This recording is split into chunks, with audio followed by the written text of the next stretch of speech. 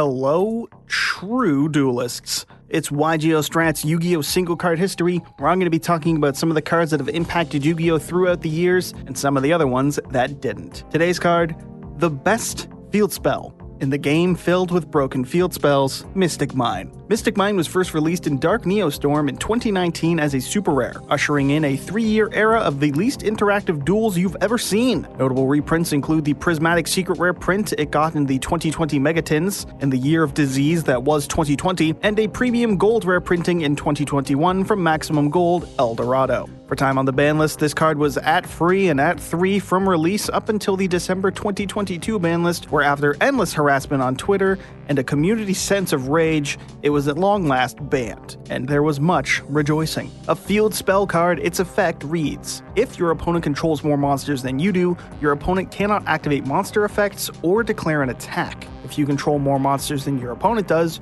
you cannot activate monster effects or declare an attack. Once per turn, during the end phase, if both players control the same number of monsters, destroy this card. Good God, what a card. I don't think it's too hyperbolic to say that this card has some of the most impact a card can have on a duel just by itself, let alone say that it's the strongest field spell that we've ever seen, at least as I'm making this video. There are a number of insanely strong field spells, don't get me wrong: Perlerino for Tearlaments, Dragonic Diagram for True Draco, and even fellow Floodgate Secret Village of the Spellcasters. But if you want to look at those, you can check out my video more focused on terraforming. This one's all about the insane Floodgate that is the mine. On release, this card immediately caught eyes for being used in burn strategies. The biggest weakness burn strategies have is a balance of cards to prevent the opponent from killing you, and the cards that don't do anything but burn the opponent. So when you get a card that shuts off all monster effects and attacks simply by being on the field, you get to avoid key weaknesses of your deck, and suddenly Wave Motion Cannon is viable again in 2019, which is a sentence that probably shouldn't be a thing. Where it gets more absurd in favor of the mine was the general shift among players in regards to deck building. By 2019, the overwhelming majority of players had stopped main decking any form of spell and trap removal, with the exception of the odd in-archetype cards. And most people's game plan for dealing with back row was through generic extra deck monsters, like Nightmares, Phoenix, and Unicorn, or other similar cards like that, which notably are using monster effects and are completely useless against Mystic Mine. So while it was legal, it was very common for players to scoop outright the moment Mystic Mine resolved, because game 1 they had no outs to the card whatsoever. And then for game 2, once players sided in their Cosmic Cyclones and eventually their Lightning Storms and Feather Dusters, Mine Burn players had a card called Goddess Skuld's Oracle, which allowed them to look at the top 3 cards of the opponent's deck and stack them in any order that they'd like, giving them knowledge of what their opponent's hand was, and more importantly, keeping them from drawing their sided-in outs. And it didn't matter if they gave up their normal summon to do this, because they weren't playing monsters half the time anyways. This is of course Valkyrie's sole claim to fame in the entire history of Yu-Gi-Oh!, along with that one time they cheated in an online contest and screwed it over for everyone. Congrats to Valkyrie players, what a legacy. Still, Mine Burn proved itself to be a deck that was not irrelevant, and it would stay as annoying as it was viable up until the card's banning. And as for every other deck, I'll don't you worry about that, because they played this thing too. That's right, despite what you might think, a number of decks would actually play this as well, even if it went against their core strategy. A deck like Sky Striker may have only played Ray in the monster lineup at the time, or at least to summon, but they still wanted to be attacking with their Link monsters for game in just about every instance. So what was the benefit to playing Mystic Mine? Because if you were starting to lose or fall behind, or you just needed one more card to get your plays going, you could throw down Mine, stall for as long as you'd like to get whatever card it is you're looking for in your deck, and then when you get to that point and get to that card, you can throw your own field spell on top of Mystic Mine, turning it off for yourself, and then make your own plays unimpeded. But it was far from just Sky Striker playing this as the plan B option. Countless decks played this for the exact same strategy. More than is worth listing individually, mind you, so I'll just throw them on the screen here to showcase it. But if you were playing a deck that already had an in-theme field spell, Mine was the simplest fit that the game had. Even something like Altergeist would play it, because they also played Secret Village of the Spellcasters, meaning no matter what field spell was up, they had a Floodgate. Great deck.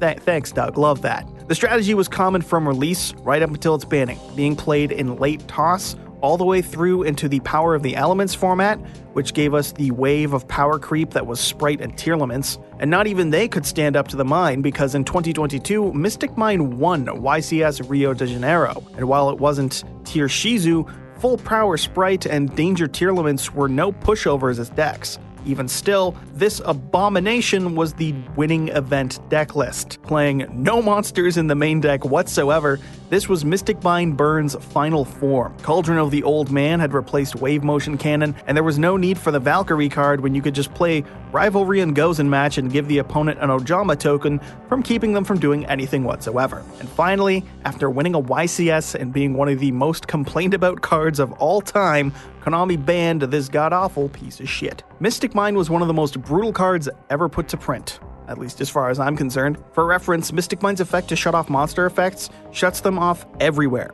There are no monster effects in the hand, in the graveyard, in the banished pile, and let alone on the field while Mystic Mine is face up. There are other cards that can do this, namely Skill Drain, shutting off effects on the field, Soul Drain, shutting off effects in the grave and the banished pile, and Mind Drain is another one that will shut off monster effects in the hand. Each of these is an unsearchable for the overwhelming majority of decks, and would cost you 3,000 life points to have face up on the field. Mystic Mine does all of their effects together, on top of also being a Swords of Revealing Light, for the simple cost of activating it. And there are so many ways to get out a field spell, be it searching it or just straight up playing it from the deck. Terraforming was at 2 when this card was released to get it onto board turn 1, and Metaverse was at 3, which could put it right into the field spell zone on the opponent's turn, allowing the Mine player to wait for the opponent to put a monster on their board and then put Mine on the field, keeping it safe from its destruction effect if both players control the same number of monsters. And of course, you've got something like Demise of the Land, which activated Mine if the opponent special summoned, which this card was released in 2019, Mystic Mine was, so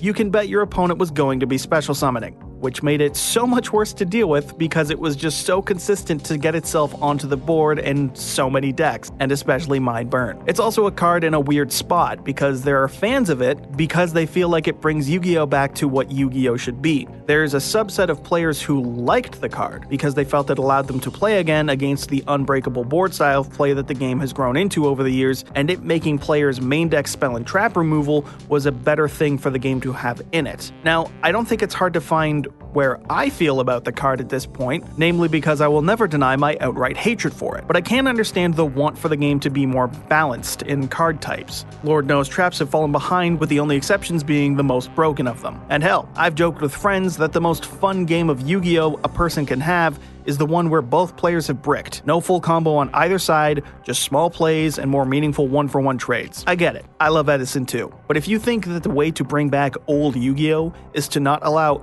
any monster effect whatsoever, you don't know what you're talking about. There are a plethora of ways that the game can be improved upon. Don't misconstrue my words here, it's far from perfect. But if you think the key to playing Yu-Gi-Oh! Is a card that reads "No playing Yu-Gi-Oh!", then respectfully, what the fuck are you talking about? No monster effects and no attacks. Cool. So, iconic, staple old cards that people love dearly like Mirror Force and Magic Cylinder, useless. 2 of your favorite cards are unusable as long as Mystic Mine is on the field. So what now, Yugi Boomers? What's left at that point if we can't be using Magic Cylinder? Now, to be clear, this card wasn't unbeatable. Cosmic Cyclone became a solidified staple for its ability to remove Mystic Mine without destroying it, getting around decks that might be playing a card like Field Barrier to protect Mine. And if you can manipulate the board to have the same number of monsters as your opponent, Mine will blow itself up. And if Mine falls, it usually doesn't end well for the person who's relying on it, since they're either a burn player with very little to defend themselves with, or they're a combo deck who's been playing the defensive option, and since they're sitting on Mine, they can't build their board either. And once you break it on your turn, you can then utterly destroy them because it's Yu-Gi-Oh! Honestly, my stance on this is very, very biased. In my friend group, we outright made a gentleman's agreement to just not play this card at all. We agreed that it sucks to play, using, and especially against, and that we'd be having more fun if we just didn't use it at all. Is that an accurate reflection of the metagame? Not at the time, because people were very much playing it, but was it a better metagame for everyone involved? 4 trillion% yes. You want to see a duel with Mine in it? Here is a transcript of turns from YCS Hartford 2022's top 4 match between 2 decks playing Mystic Mine. In the write-up for this match, the number of times a player, quote, drew and passed is 37. 37 turns of nothing happening in Yu-Gi-Oh! In 2022. Think of how insane that is. Think of how boring that is. That is the legacy of Mystic Mine: time theft and burn damage. Overall, Mystic Mine is one of the unfortunately good cards in the game in such a bad way. Preventing monsters from doing anything in the game called dual monsters is an absurdly strong effect to have on any card, especially on one where there isn't even a cost. This card, I believe, is similar to Imperial Order, not only in terms of completely shutting off a third of the game, but also in that I'm not sure if it will ever truly be power-crept. For all the insane things I can imagine in the future of Yu-Gi-Oh!, monster effects and being able to attack are two things I can't ever see really going away. And if this card is ever power-crept or made irrelevant, then I suppose I'll have plenty to talk about. But until then, this is one of the most impactful cards the game has seen in years in my opinion, and one that most of us are very, very glad to see has been gone from the game. And so that's our look at Yu-Gi-Oh! Single card history, Mystic Mine. Stay tuned for our next video, and feel free to suggest some cards to review or what type of video you'd like to see. Don't forget to like, and as always, subscribe to yugioh Strats to impress your smoking Italian wife, to check out those classic Yu-Gi-Oh! Updates, and best of all, so you too can be a true duelist.